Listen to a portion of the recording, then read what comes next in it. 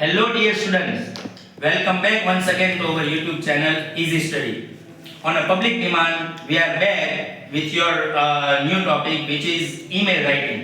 ધોરણ 10 અને ધોરણ 9 ના વિદ્યાર્થીઓ માટે ઇંગ્લિશમાં મોસ્ટલી જે સ્કીપ કરતા હોય છે એ ટોપિક છે ઈમેલ. તો આપણે ઈમેલનું ફોર્મેટ જોઈને એનો ડિટેલ અભ્યાસ કરશું જેથી કરીને વિદ્યાર્થીઓનો ફેવરિટ ટોપિક બની જશે ઈમેલ.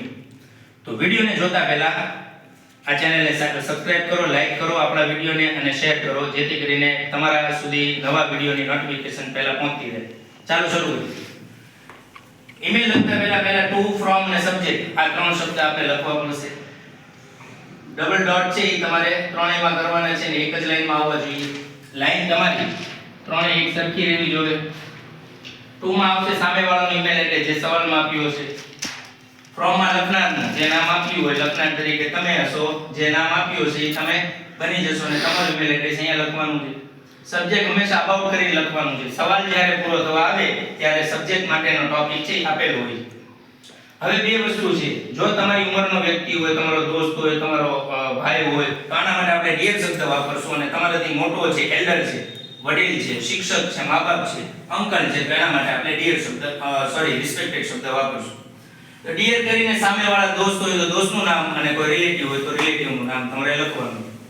હવે પહેલો પેરેગ્રાફ, બીજો પેરેગ્રાફ અને ત્રીજો પેરેગ્રાફ આમ ત્રણ પેરેગ્રાફમાં આપણે આપણો ઈમેલ વહેંચશું. પહેલા કે પેરેગ્રાફમાં આપણે વાક્યો મોડે કરી નાખવાના છે. કોઈ પણ ઈમેલ હોય આટલી વસ્તુ કોમન આપણે લખવાની. એનું નામ ફોર્મેટ.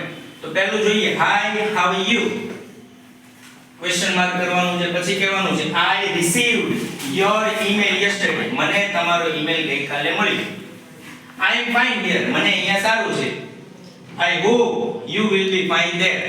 મને ઉમ્મીદ છે કે તમને પણ ત્યાં સારું હશે. ફરી એક વખત Hi, how are you? એક લાઈન આટલું બધાને આપણે બોલતા હોઈએ, લખતા હોય. પછી જે લખવાનું છે એ છે I received your email.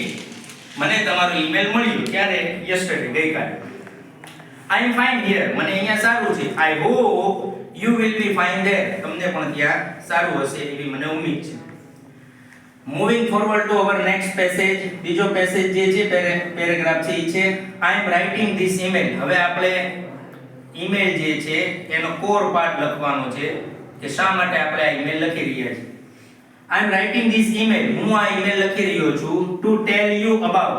તમને કહેવા. શું કહેવા? about કરીને આપણે જે સવાલના એન્ડમાંથી જે સબ્જેક્ટ લીધો હશે એ સેમ સબ્જેક્ટ તમારે અહીંયા લખવાનો. ફરી વખત I am writing this email. આ ઈમેલ આપણે શા માટે લખીએ છીએ? આ ઈમેલનો સૌથી મહત્વનો ભાગ છે. આ ભાગમાં પણ મેં તમને બે લાઈન ફોર્મેટ માટે આપી છે કે I am writing this email. હું આ ઈમેલ લખી રહ્યો છું to tell you about. તમને કહેવા માટે. શેના વિશે? તો સબ્જેક્ટમાં આપણે અહીંયા જે લખ્યું હોય એ વસ્તુ આપણે અહીંયા લખવાની છે. પછી ત્રીજો પેરેગ્રાફ જે એન્ડિંગ પેરેગ્રાફ છે give my regards to elders. મારા સલામ વડીલોને આપજો. હિન્દુ હોય તો એમ કહે છે મારા પ્રણામ વડીલોને કહેજો.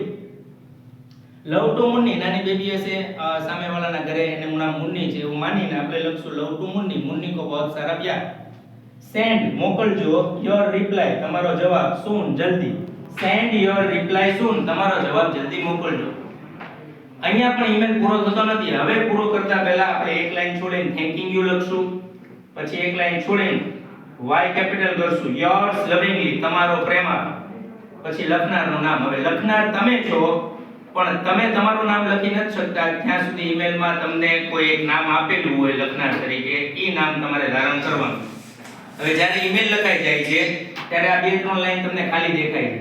જે સબ્જેક્ટ ઈમેલનો હોય છે એને લગતા 5 વાક્યો આ લાઈનમાં તમારે એડ કરવાના છે. 4 થી 5 વાક્યો સિમ્પલ સેન્ટેન્સ બનાવવાના છે.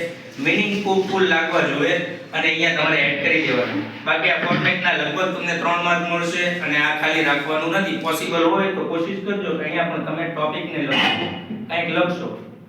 હવે જ્યારે ઈમેલ પૂરો થાય છે ત્યારે એક વસ્તુ જે વિદ્યાર્થીઓ ભૂલે છે ઈ છે ઈમેલ છે ઈ નવા પાને લખવાનું છે. તમારે સપ્લિમેન્ટરીના કોઈ પણ પેજની પાછળ નવું પેજ શરૂ થતું હોય ત્યાં તમારે ઈમેલ લખી કેપિટલ લેટર ક્યાં કરવા એ ખાસ ધ્યાન રાખવાનું છે. ટુ માં ટી, ફ્રોમ માં એફ, સબ્જેક્ટ માં એસ અને ડીયર માં એસ. કોઈ પણ વાક્યનો પહેલો અક્ષર કેપિટલ. જ્યારે તમે ફકરો પાડો ને જેટલી લાઈન છોડો છો એટલી જ લાઈન બીજા ફકરામાં છોડવાની છે અને એટલી જ લાઈન ત્રીજા ફકરામાં છોડવાની છે. પછી અહીંયા થેન્કિંગ યુ માં ટી કેપિટલ, યોર્સ લવિંગલી માં વાય કેપિટલ, લખનારનું નામ ભૂલવાનું નથી, સામેવાળાનું નામ ને આંખોમાં ભૂલવાનું નથી, આ પ્રશ્ન ચિહ્ન ભૂલવાનું નથી. ઈમેલ લખાયા બાદ આખા પેજમાં છેલ્લે તમારે એને ચોરસ બોક્સ થી સજાવી દેવાનું છે, બંધ કરી દેવાનું. તો આટલી બેઝિક માહિતી જો ઈમેલ લખતા પહેલા યાદ રાખશો તો આઈ હોપ કે તમને ઈમેલના પૂરા માર્ક મળશે. ઓન પબ્લિક નિમાના વિડિયો લેક્ચર લાવ્યો છે. જો તમે ઈચ્છતા હો કે ઈમેલ રાઇટિંગ નો પ્રેક્ટિસ વાઇઝ આપણે એક સવાલ લઈને આપણે ઈમેલમાં કઈ રીતે ઈમેલ લખવો એની જો જાણકારી મેળવવા માંગતા હોય તો 50 લાઈક નો ટાર્ગેટ છે. જો 50 લાઈક પૂરી થશે તો ઈમેલ રાઇટિંગ નો પાર્ટ 2 પ્રેક્ટિસ માટે આપણે બહુ જલ્દી લાવી રહ્યા છીએ. તો ફરી મળીએ એક નવા વિડિયોમાં નવા ટોપિક સાથે. ત્યાં સુધી જય હિન્દ, જય ભારત.